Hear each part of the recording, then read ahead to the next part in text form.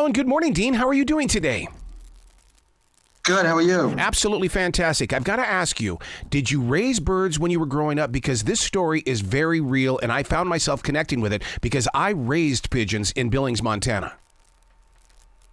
Wow, that's awesome. I didn't, but my father and grandfather were some of the preeminent pigeon racers and fanciers in Johannesburg, South Africa in the 60s. So I grew up with all of the stories, but I personally didn't raise them. That's amazing that you did. That's awesome. Oh my God, we had what's called twirlers. They're the ones that fly straight up and then they spin, they twirl all the way down. And the connection that he had with that bird in this movie is, I mean, when he talks to Kaitlyn about the relationship that he has with them and the love, that is so real because I love them that much.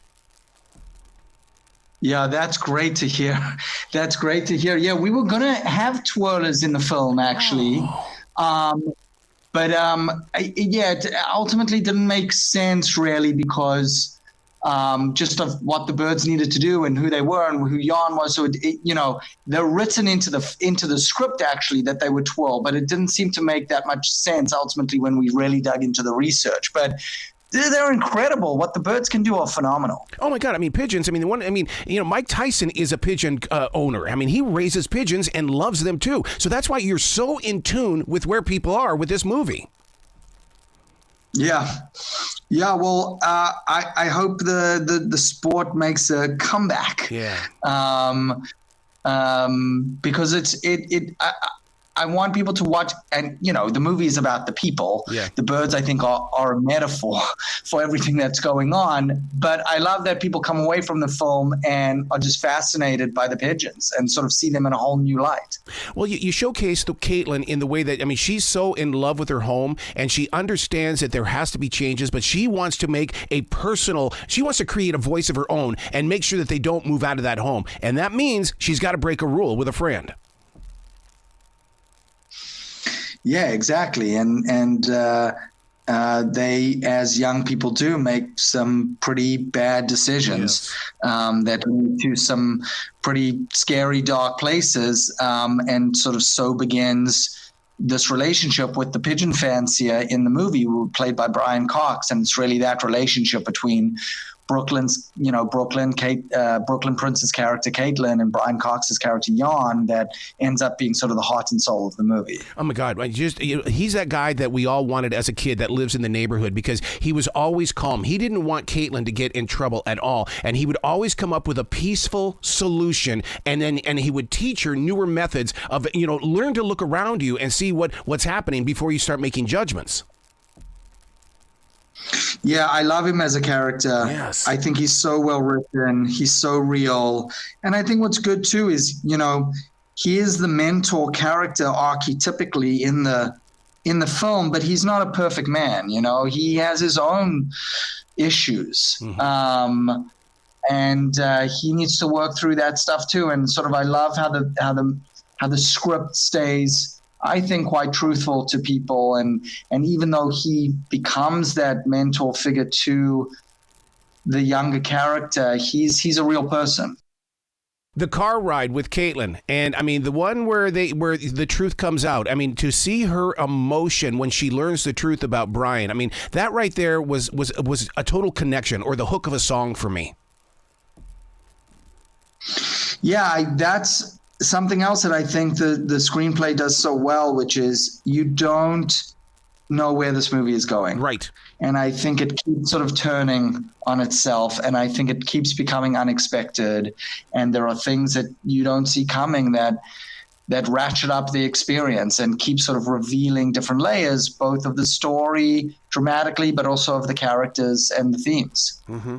One of the things that I could really relate with, and I don't want to spoil the movie at all because it's such an important part of the scene, is that right in the very beginning it says that pigeons they're loyal, they don't move, and I found that true. But at the same time, how did I get my pigeons? That meant that I had to take them from a location and so they found a new home. And that scene, I all the way through the movie I kept saying, Lee, that line in the beginning is wrong. It's wrong. But then, oh my God! I mean, the way that you brought it together, Dean.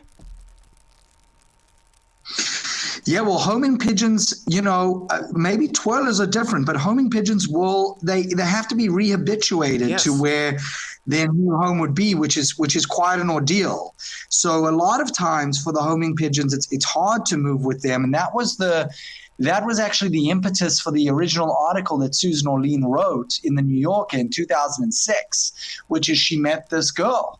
And this girl raced pigeons, and Susan just found that fascinating as one would, because it's not really a scene that you would likely find a 12-year-old girl in. Yep. And a culture, and that girl was moving. And it was very difficult for that girl because she didn't know she needed to leave her pigeons behind. So I think for homing pigeons, it's quite difficult to rehabituate them. Yeah, I was jealous of the pigeon coop. So let me tell you what, I wish I would have had them as beautiful as that. And number two, they were so clean. I kept going, how do they keep them so clean? It was a job to keep those pigeons.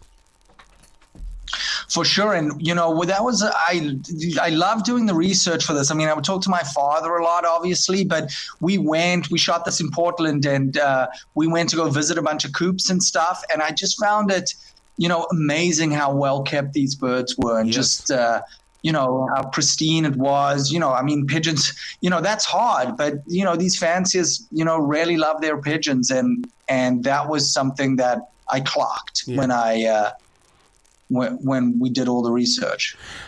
Listeners need to understand that the relationship with pigeons, it's not just something that you throw bird seeds to at a park. There really is a relationship, because I know when my pigeons were nesting, that you could physically touch them and talk with them, and you built up that relationship. And so that's what's, it's like you said, it's a secondary actor, the pigeons in this, but other people's lives changed because of those birds.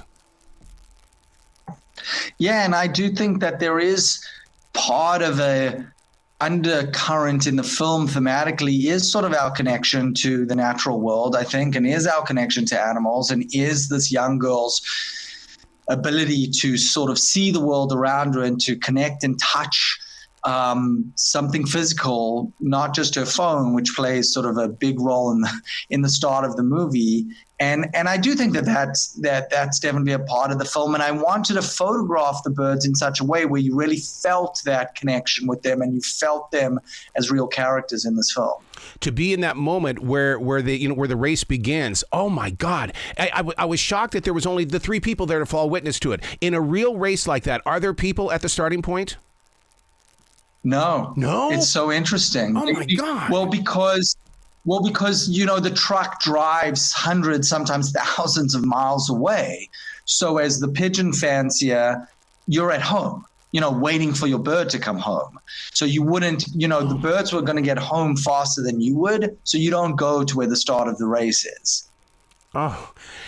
Do you have a website where people can go and learn more about not only you, but the pigeons and things like that? Because they're going to have questions after they see this. They're going to say, I want one of these. I mean, we did a lot of our research on YouTube, honestly, and there's some amazing kind of shorts about pigeons and pigeon racing and little exposés. YouTube was a great resource for us. Yeah.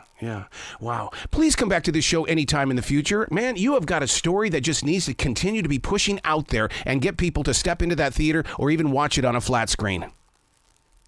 Thank you. I hope people go and find this movie. I appreciate it. Absolutely. Will you be brilliant today, okay, sir?